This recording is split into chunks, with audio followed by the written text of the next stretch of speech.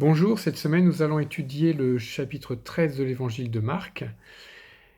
Et donc au verset 1 et 4 déjà, nous voyons Jésus qui sort du temple. Alors c'est un petit peu une action symbolique puisque dans les chapitres précédents, on voit Jésus qui est dans le temple. Là, il sort du temple et il va parler de la destruction du temple. Et c'est un peu contrastant avec ce que les disciples lui disent les disciples vont admirer la grandeur du temple. Il y avait sûrement de quoi puisque ça faisait déjà 46 ans que c'était en construction, ce temple. Il faudra encore des années avant qu'il ne soit fini, puisque ce n'est qu'en 60 après Jésus-Christ, donc 80 ans après le commencement de la construction, que ce temple sera terminé. Donc par exemple, il y avait une grande plateforme qui avait été construite pour installer le temple sur une partie stable et plane.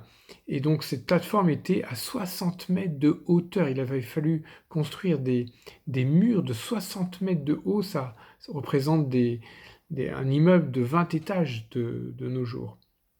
Donc quelque chose d'énorme, et les disciples vont admirer ce temple et Jésus va parler de sa destruction totale, avec deux questions qui vont être posées par les disciples.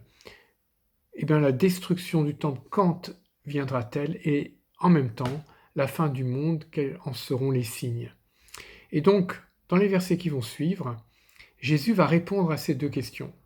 Donc du verset 5 à la fin du chapitre, au verset 37, Jésus répond à ces deux questions, le moment de la destruction du temple et le moment de la fin du monde. Alors c'est un peu compliqué, il y a beaucoup de personnes qui vont décrypter ou en tout cas dire jusque-là Jésus parle de la destruction du temple et de Jérusalem et ensuite il parle de la fin du monde. Mais c'est un petit peu compliqué de dissocier les deux, sachant que dans la Bible, très souvent, une prophétie qui est donnée peut avoir deux lectures, une lecture immédiate et une lecture prophétique qui donc annonce un événement qui va aller beaucoup plus loin que l'événement immédiat.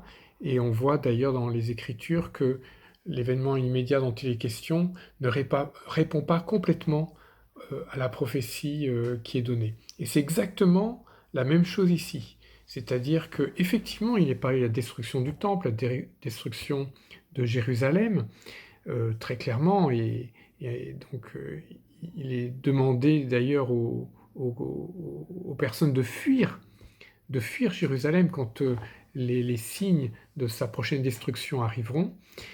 Et d'ailleurs, il semblerait, selon l'historien Eusèbe, que les chrétiens, suite justement à une prophétie, mais peut-être aussi avec ce que Jésus a dit à ce moment-là, donc les chrétiens vont fuir Jérusalem avant la destruction du temple. En tout cas, c'est une possibilité que nous indique un historien.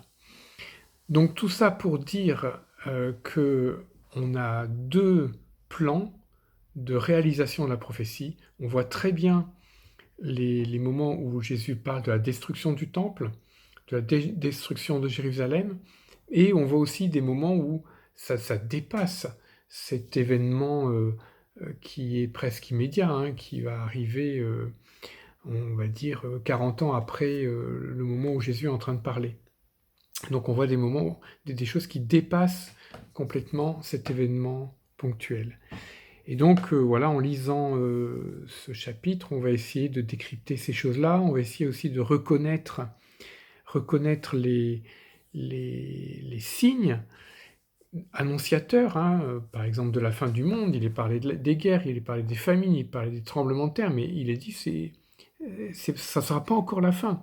Il est parlé aussi des persécutions, de l'abandon de la foi, de la trahison, des faux prophètes, du fait qu'il y aura plus de mal, qu'il y aura moins d'amour, mais aussi que la bonne nouvelle sera annoncée dans le monde entier.